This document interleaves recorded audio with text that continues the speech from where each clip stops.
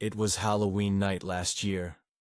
I remember because I had just finished handing out candy to the neighborhood kids. It was almost 10 p.m., and the porch light was off, which usually tells people I'm done for the night. I was tired, still in my witch costume, and about to head to bed when I noticed something strange. From my bedroom window upstairs, I saw a person standing at the end of my driveway, just standing there, not moving, not walking up, not walking away. At first I thought, it was just another teenager trying to be funny, maybe a prank. So I waited, expecting them to run off, but they didn't. They just stood there, their head kind of tilted like they were looking up at the house. It was dark, but the streetlight gave me enough light to see that they were wearing a hoodie, with the hood pulled up. I couldn't see their face. I stood there for a few more seconds, watching, thinking maybe I was just tired and seeing things. But then they took a step forward. My heart jumped. I pulled the curtain back slightly and kept watching. The person moved slowly, stepping further into my driveway. No candy bag, no costume. Just walking like they belonged there. I went downstairs and checked that the front door was locked. It was. Then I turned off the downstairs lights. I didn't want whoever it was to see me. I waited a minute. Then two. When I peeked out the front window, they were closer. Standing now near the middle of my driveway. Still facing the house. Still not saying or doing anything. I felt that tight feeling in my chest. The one that makes it hard to breathe. This wasn't a trick-or-treater. This wasn't a neighbor. Something about them felt wrong. I picked up my phone and called the non-emergency police line.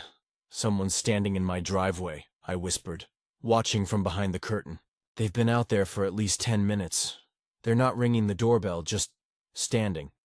The dispatcher asked a few questions. What they looked like, what direction they came from.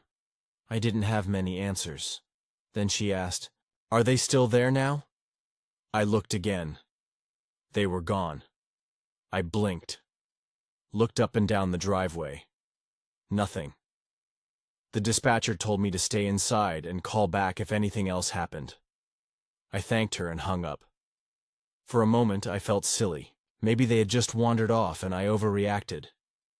I went to the kitchen for some water, then I heard something, tap, tap, tap, from the side of the house.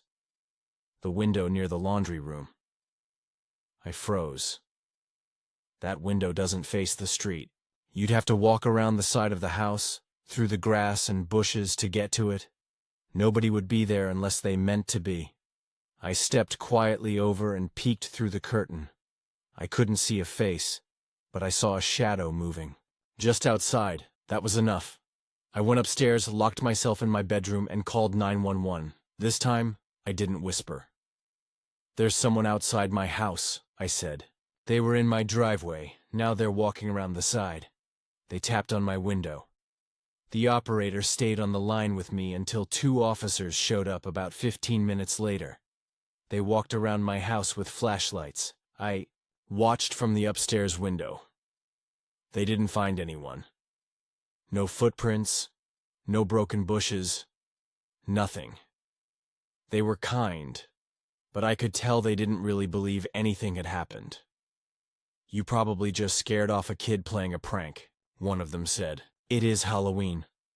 I nodded and thanked them.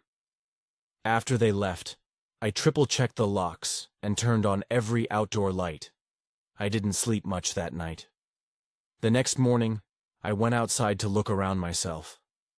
The grass near the laundry room window was crushed down, like someone had stood there for a while. And on the window itself, smudges. Faint, greasy-looking marks, like someone had pressed their face close to the glass. I stared at them for a long time. Then I cleaned them off. I told myself it was over. But a week later, something else happened. I came home from work, and on my front door was a candy wrapper. Just One, a crumpled little orange one, stuck right between the door and the frame. I hadn't eaten any Halloween candy in days. I hadn't handed out that kind. It wasn't mine. I looked around the porch. Nothing. No sign of anyone. I threw the wrapper away. But now, every night, before I go to bed, I check all the windows. I check the locks 3 times, because I never saw his face, and I don't know if he saw mine.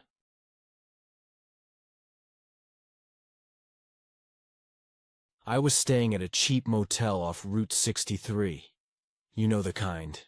Peeling paint, buzzing neon sign, and a front desk clerk who barely looked up from his phone.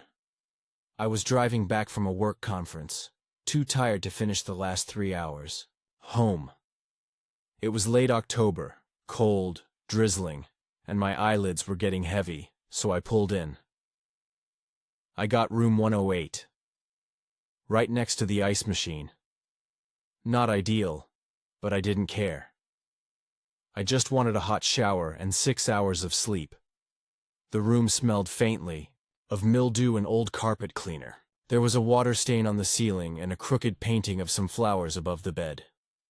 I threw my bag on the chair, took a shower, and climbed into bed. The sheets felt clean enough. Sometime after midnight, I was woken by a loud thump from the room next door, room 109. I froze. Then came another sound, dragging, like furniture scraping against the floor. Then silence. I waited, breathing slowly. Figured it might just be someone shifting their bed or maybe a night owl moving chairs around. I checked my phone. 1:24 a.m. I tried going back to sleep. Then I heard it again. A thump, and what sounded like something heavy being pushed. This time, it didn't stop right away. It dragged on for several minutes. Then suddenly, a soft knock on my wall, right where the bed's headboard touched it. I sat up. It wasn't loud. Just one knock. Then nothing. Now, I was wide awake. I listened hard, ears straining, but there was nothing. Just the faint hum of the ice machine and the occasional car in the distance. I told myself it was nothing. Maybe someone watching TV loudly. Maybe some pipes. I even laughed nervously to myself and turned on the bedside lamp. That's when I noticed something strange. The painting above the bed. It was tilted more than before. I stared at it. Had it always been like that? I stood up and fixed it back. Level. My heart was beating faster now, but I still tried to brush it off. Then I heard a muffled voice through the wall. Low. Male. Couldn't make out the words. I pressed my ear to the drywall, but it stopped. That was enough. I called the front desk. A tired-sounding man answered. Front desk. Hi. Sorry, it's late, but there's weird noise coming from the room next to mine. Room 109, I think. Like someone dragging stuff, knocking on the wall. It woke me up. There was a pause. Room 109? Yes. Another pause. Longer this time. There's no guest in 109. That room's been out of service for repairs since last week. My stomach dropped. No. There's definitely someone in there. I've been hearing. I'll send someone to check it out. He cut in, voice suddenly stiff. 10 minutes passed. No knock on my door. No voice. No more dragging. Nothing. Then, I heard a loud bang from next door, like a door slamming hard. I waited. A few minutes later, I cracked open my door and peeked out. The hallway was empty. 109's door looked closed. Then I noticed there was no room number on 109's door. Just a faint square where the plaque used to be. That's when I realized something else. The bottom of the door looked damaged, splintered, as if someone had tried forcing it open. And something dark, like a long scratch or drag mark, was on the floor in front of it, stretching from the doorway toward the ice machine. I quickly shut my door and locked it. I didn't sleep after that. When morning came, I packed up and left without checking out. As I passed the front desk, the clerk, same guy from last night, looked up at me, just stared. No, have a good day. No smile. I got in my car and drove straight home. I tried to find that motel again a few weeks later, just out of curiosity. I looked up Route 63, found a few motels listed, but none matched the name on the receipt I'd stuffed into my glove compartment. I drove out there on a Saturday, and I swear to you, there was no sign of the place, just trees, a fenced-off lot with some overgrown concrete and crumbling bricks, like something had been torn down years ago. And the weirdest part? On the concrete, near the center of the lot, I saw something, a rusty metal plaque, half covered by dirt and leaves. It had numbers on it. 9.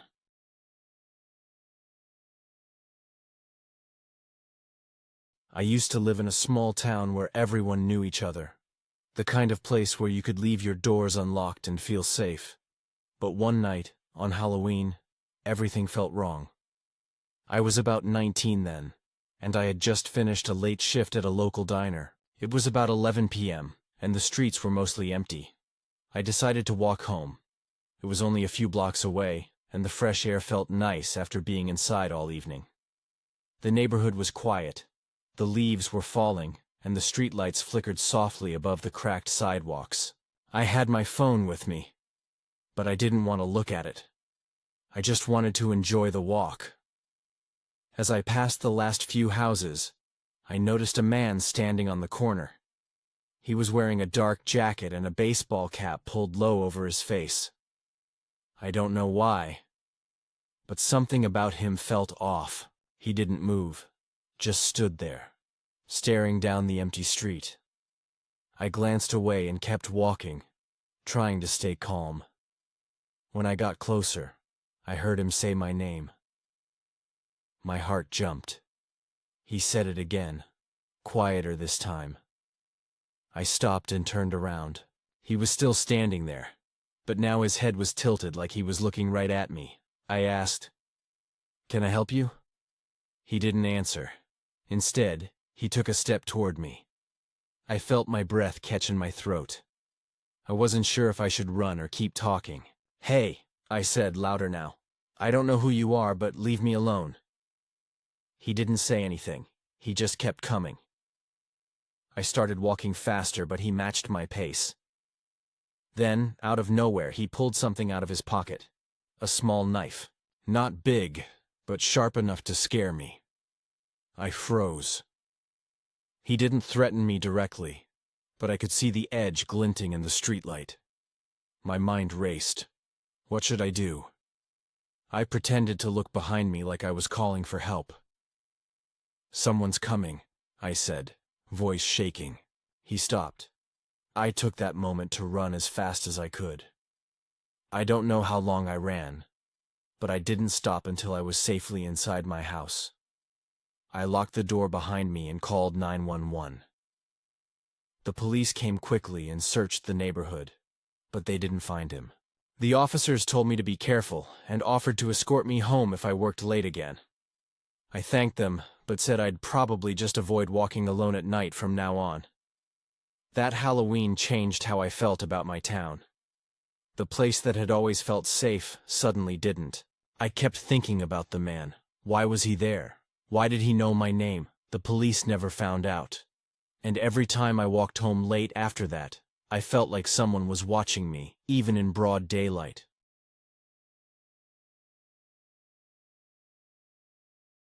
I was driving home late one night after visiting a friend. It was near Halloween, and the roads were empty except for a few cars here and there. My gas tank was almost empty, and I needed to stop somewhere to fill up before the highway stretch. Ahead, I spotted a small gas station glowing under a flickering yellow light. It looked old and kind of run down, but it was the only place for miles, so I pulled in. The air smelled like diesel and old gasoline. The pumps were rusty, and the whole place seemed quiet, almost too quiet. I grabbed the nozzle and started filling the tank. That's when I noticed the man inside the station's small shop. He was behind the counter, looking at me through the dusty window. He was wearing a dark jacket and a baseball cap pulled low. His eyes didn't move, just stared. I felt a little uneasy but told myself to relax. I'd seen plenty of gas station attendants who didn't smile or talk much. I paid for the gas and was about to get back in my car when the door to the shop opened. The man stepped outside. He walked slowly toward me, hands in his pockets. "Need anything else?" he asked in a low voice. "No, thanks," I said, trying to keep my tone friendly. He nodded and took a step closer. "I don't get many visitors around here," he said, eyes fixed on me. I smiled nervously and said I was just passing through. He didn't say anything for a moment. Then he leaned in and whispered, "This place, it's been forgotten." Before I could ask what he meant, he turned and walked back inside. I felt a chill run down my spine. I looked around the station again. The pumps were old, the paint peeling. The sign above flickered on and off. Something about the whole scene felt strange, like the gas station wasn't meant for travelers anymore. I got in my car and started the engine. Before I could pull away, I heard a noise from behind me. The man was standing near the edge of the lot, just watching. I felt a sudden urge to leave as fast as possible. I put the car in reverse and backed out quickly. As I drove away, I glanced in my rearview mirror. The man was gone. The gas station, too. When I looked back, the place where the station had been was now an empty lot with grass growing through cracked concrete. I blinked and rubbed my eyes, thinking I must have imagined it.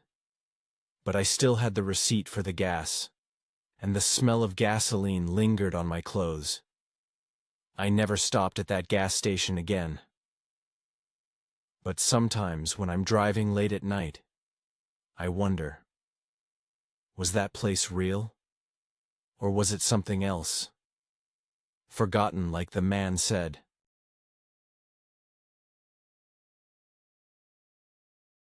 I moved into my new apartment a few months before Halloween. It was an old building, kind of charming, with creaky floors and narrow hallways. I liked the place. It was quiet and affordable. The landlord seemed nice enough, and I didn't notice anything strange at first. The apartment came with a basement, but the door to it was locked tight. The landlord said it was for storage and not for tenants to use. I didn't think much of it. One night around Halloween, I was home alone. I was cooking dinner when I heard a strange sound. It was like a soft knocking coming from the basement door. At first I thought it was the pipes or maybe the old building settling. But the knocking kept coming, slow and steady. I stopped cooking and listened. The knocking stopped. I shook my head, thinking I was imagining things, and went back to my meal. But a few minutes later, it started again. Knock. Knock. Knock. This time it was louder. I felt my heart race. I wasn't sure if I should open the door or call someone. I grabbed my phone and texted my landlord. "Hey, are you around? I keep hearing knocking from the basement door." No reply. I waited a few minutes. Then I heard footsteps. Slow, heavy footsteps. Right outside my apartment door. I froze. I wasn't expecting anyone. I quietly walked to the peephole and looked out. Nobody was there. When I opened the door, the hallway was empty and silent. I closed the door and leaned against it, trying to calm down. Then I heard it again. The knocking. But this time it was coming from inside my apartment, right behind me.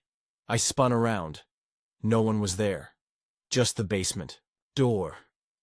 I took a deep breath and reached for the door handle. It was still locked. I knocked back. "Who's there?"